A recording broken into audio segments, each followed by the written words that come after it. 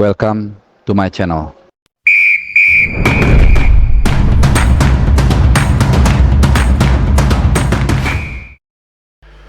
Halo, masih di channel Bung Harpa dan juga tentunya masih di jantung Tim Nasional Indonesia dari Doha, Qatar.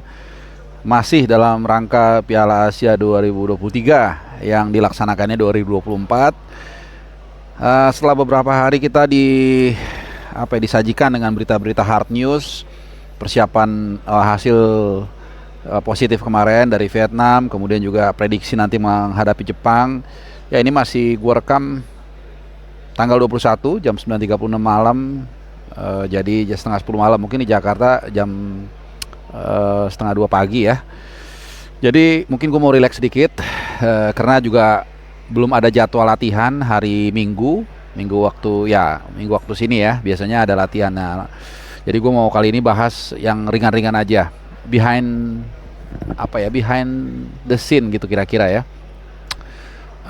Dan juga mungkin untuk sedikit memberikan perspektif buat teman-teman semua, bagaimana suasana, bagaimana juga Qatar ini dengan sangat fantastik mengemas perhelatan ini dengan mungkin mendekati sempurna ya. Jadi makanya gue bikin judul kalau nggak beda itu Piala Asia rasa Piala Dunia ya, karena kita semua tahu Qatar belum lama ya, baru 1 tahun 2 bulan mungkin mereka menggelar Piala Dunia.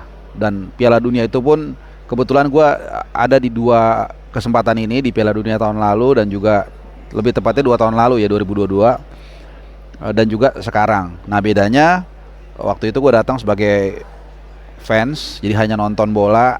Kalau sekarang gue datang sebagai peliput atau dari media.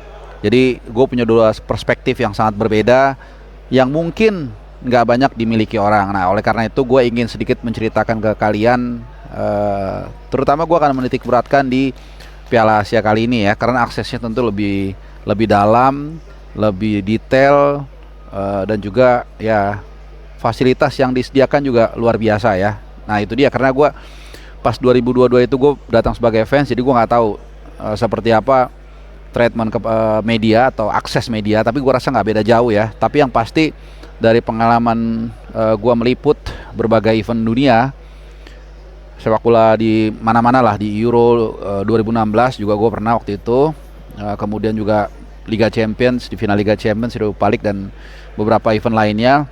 Mungkin ini yang paling top ya, walaupun ini levelnya Asia gitu ya. Pertama adalah infrastruktur dulu ya, karena kita semua tahu rata-rata stadion yang dipakai ini adalah jebolan dari Piala Dunia tentu ya, dan itu pun stadion yang paling update.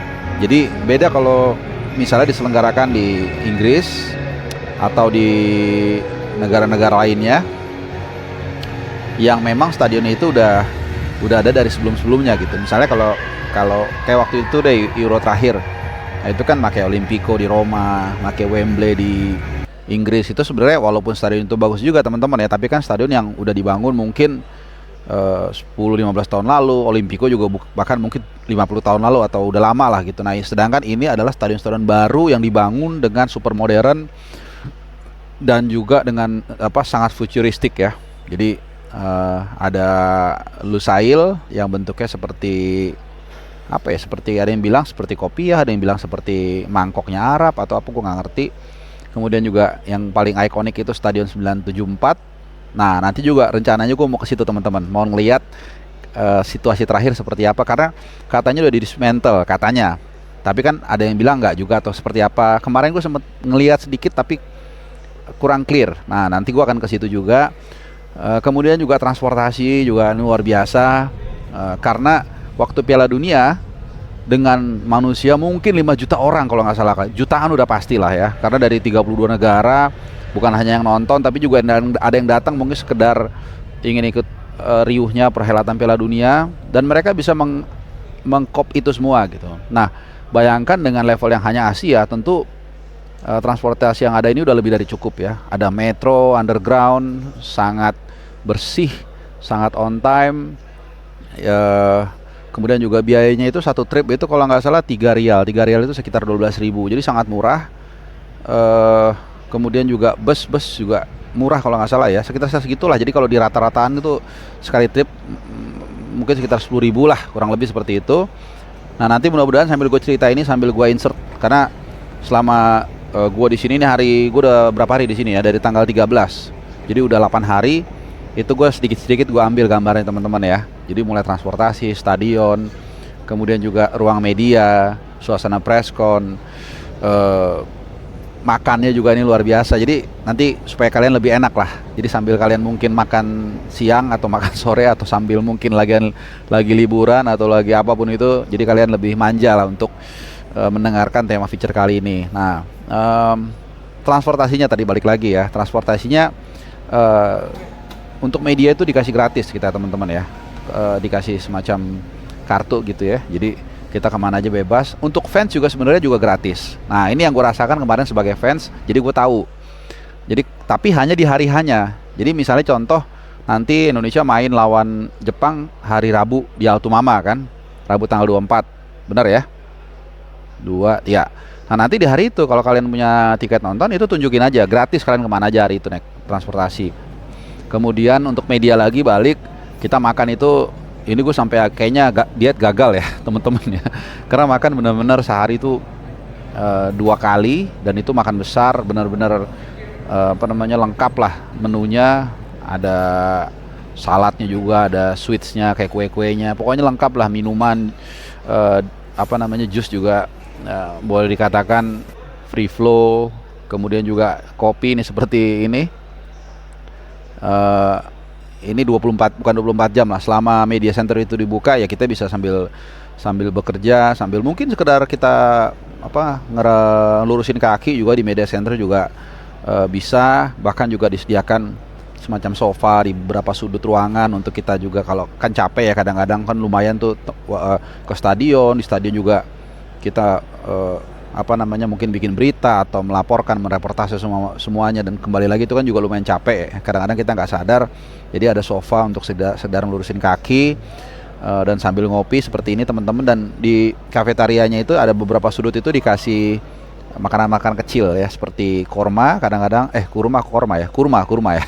Kemudian juga ya kadang-kadang ada croissant gitu. Jadi macam-macam lah. Jadi fasilitas luar biasa. Informasinya, nah ini juga ya, jadi jangan makan mulu pikirnya. Informasi yang disediakan juga sangat rapih, detail. Staff yang menservis kita juga sepertinya di briefing dengan baik, sehingga mereka selalu membantu kita dengan sepenuh hati. Jadi kalau ada kesulitan, mereka nggak main kita dibiarin, nggak dicari solusinya. Misalnya gue pernah waktu itu, kalau nggak salah pertandingan pertama ya Indonesia, bukan pertandingan pertama, waktu Irak lawan Jepang apa? Ya pokoknya ada satu pertandingan gue lupa. Kok Irak Jepang sih? Iya Irak Jepang, apa Indonesia Irak gitu. Jadi gue datang itu belum booking tiket. Jadi kita harus, walaupun kita udah ada akreditasi begini teman-teman ya, ada akreditasi gini, sambil gue pakai deh biar otentik. Nah jadi kita juga tiap pertandingan harus mengajukan lagi secara spesifik. Misalnya ya Indonesia lah, misalnya mau main hari Rabu, itu biasanya nanti tiketnya itu udah dibuka 48 jam sebelumnya, hari Senin.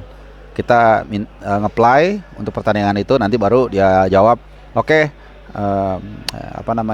Anda boleh datang untuk pertandingan Indonesia lawan Jepang. Nah kemudian nanti kita pilih bangkunya. Jadi ibaratnya kalau mau pesan pesawat lah, jadi kita pesan pesawatnya dulu, tiket pesawat dikasih, oke, beli, nanti baru kita pesan milih tempat duduknya. Kira-kira seperti itu ya. Ini terkait masalah teknis. Mungkin mereka mengantisipasi kalau kemudian ada permintaan yang membludak gitu ya. Jadi diatur sedemikian rupa. Jadi rapi banget semuanya. Perfect banget. Apalagi ya yang mau gue ceritain ya. Aduh, saking banyaknya. Ya, kemudian juga hal-hal detail seperti ini nih, banner-banner seperti ini tuh di tiap ruangan itu dihias. Jadi suasananya itu benar-benar lu bisa merasakan hype Piala Asia itu luar biasa ya. Jadi terus kemudian juga di depan MMC itu karena nih MMC itu dipusatkan di daerah namanya Mashareb. Gua nggak tahu baca gimana. MSHEIREB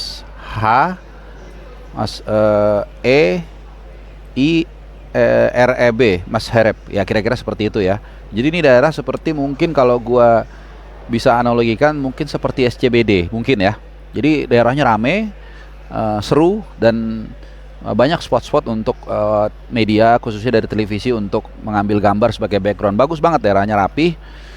Kemudian ya untuk apa lagi ya? Itu udah fasilitas apa namanya transportasi. Oh untuk akomodasi ya. Untuk akomodasi juga jauh-jauh hari mereka sudah atau ya, apa ya memberikan alokasi tertentu lah untuk jurnalis. Ada 2 hotel, satu itu namanya gue lupa Centro apa gitu ya, satu lagi Sheraton, dan itu harganya murah. Jadi kayak disubsidi mungkin sama mereka ya. Tapi waktu itu gue telat. Kenapa telat? Karena Hayakart gue nggak muncul-muncul. Hayakart itu semacam visa. Jadi gue urungin tuh, gue tunda-tunda juga untuk booking hotelnya. Akhirnya keburu habis, ya udah nggak apa-apa, bisa nginep di tempat yang lain, nggak ada masalah. Harganya juga harga untuk hotel itu di Piala Asia kali ini tidak semahal Piala Dunia. Kalau Piala Dunia itu kan karena ya pesertanya lebih banyak, penontonnya juga yang datang lebih banyak. Jadi waktu itu tuh kalau gampangnya gini ya, kalau dari pengalaman gue, hotel itu paling murah waktu Piala Dunia itu 2 jutaan sekian. Itu yang bapuk lah gitu ya, busuk-busuk gitu ya. Kalau sekarang kalau lu cepet masih bisa dapat dia di bawah 1 jutaan, mungkin 1 juta lah maksimum itu masih bisa dapat gitu. Jadi lumayan agak lebih murah lah daripada Piala Dunia kemarin. Nah tiket pesawat kita ambil parameternya dari Jakarta atau Indonesia ya. Itu kalau dulu seingat gua 23-24 juta itu teman-teman ya. Itu cari di mana-mana di berbagai kombinasi susah. Mungkin ada lebih murah dari itu, tapi lu mesti ngeteng-ngeteng dulu nih ke Kuala Lumpur nanti ke Bangladesh ke Dubai baru ke Doha. Jadi nggak worth it ya, bedanya sedikit tapi perjalanannya jauh, dan selama perjalanan kan kita juga butuh makan ya, minum. Jadi jatuh-jatuhnya mungkin cuman beda tipis, jadi malah lebih capek di jalan. Nah kalau sekarang setengahnya lah, kurang lebih setengahnya lebih dikit, jadi sekitar 13 juta, dan itu direct ya, Jakarta Doha. Nah sekali lagi, kalaupun kita mau ngeteng ada yang lebih murah dari situ, cuman ya itu ngeteng-ngeteng ke beberapa negara, jadi itu nggak worth it ya. Apalagi bus ini juga menarik ya. Ini kan gue bilang waktu gue kemarin fans gue nggak bisa ngeliat ini, tapi sekarang gue bisa ngeliat ini. Jadi busnya itu tiap tim disediakan ya Euro juga sama seperti ini ya, tapi busnya bagus teman-teman ya. Mudah-mudahan gue dapat gambarnya, kalau nggak ada nanti mungkin ya fotonya atau apalah. Jadi nah yang tiap tim itu benderanya ya, kalau Indonesia tentu bendera Indonesia, dan seterusnya Oman bendera Oman. Jadi itu bagus banget ya. Sayang gue nggak bisa dapat stock shot untuk bus tim nasional Indonesia. Mungkin besok pas lawan Jepang mudah-mudahan gue bisa dapat. Nah apalagi ya, banyak sih yang mau ceritain sebenarnya. Yang pasti ya sangat menarik ya, karena gue bisa melihat dari dua sisi yang berbeda. Untuk harga tiket waktu Piala Dunia itu mahal teman-teman ya. Jadi saya ingat gue itu sekitar paling murah itu mungkin 2-3 juta ya kalau nggak salah. Kalau sekarang jauh lah, mungkin seperlimanya kali, pokoknya jauh. Jadi kalau berkaca pada waktu tiket Indonesia itu ya sekitar harga ratusan ribu lah masih dapat gitu. Jadi jauh banget. Dan ya untuk stadion tadi gue balik lagi, memang ya itu sebagian yang dari Piala Dunia itu Al Bayt di utara nih, kemudian Lusail. Kalau Lusail kan kayak GBK-nya ya, teman-teman tahu semua lah, itu kapasitasnya paling gede 88.000. Kemudian Ahmad bin Ali Stadium, ini juga jebolan Piala Dunia. Education City Stadium juga gue masih ingat karena gue nonton waktu itu pertama kali di Piala Dunia itu di Education Stadium, Ghana lawan Korsel kalau nggak salah. Kemudian kalau Jassim bin Hamad Stadium ini bukan, karena kapasitasnya kecil 15.000. Ini kalau nggak salah nih buat latihan timnas di Piala Dunia. Kemudian Khalifa International Stadium, ini jebolan Piala Dunia. Kemudian Abdullah bin Khalifa Stadium. Nah, ada 2 Khalifa nih, jangan ketukar teman-teman ya. Jadi Khalifa International Stadium yang besar, pokoknya ada internasionalnya. Kalau Abdullah bin Khalifa Stadium yang kecil, yang kemarin kita menang lawan Vietnam. Nah, itu tempat latihan juga pas Piala Dunia. Salah satu yang latihan di situ tuh Brazil. Kemudian ada Altumama Stadium. Ini tempat nanti kita akan menghadapi lawan Jepang di pertandingan terakhir. Lalu ada Al Janoub Stadium, itu jebolan Piala Dunia juga. Jadi ada 1, 2, 3, 4, 5, 6, 7 jebolan Piala Dunia stadion yang dipakai di Piala Asia. Yang nggak dipakai ya itu 974. Ya mungkin udah dirubuhin atau apa. Yang ini yang gue bilang nanti akan gue lihat ya kesana gimana, main-main lah, mampir gitu ya. Nah yang bukan Piala Dunia tadi itu dia 2, Abdullah bin Khalifa Stadium dan juga Jasim bin Hamad Stadium. Dari semua ini yang gue belum datang, seingat gue itu Jasim bin Hamad Stadium sama, iya cuman itu kalau nggak salah yang gue belum datang ya. Terkait sebelum gue tutup, mungkin sedikit gue update ya terkait dengan jadwal atau schedule tim nasional Indonesia.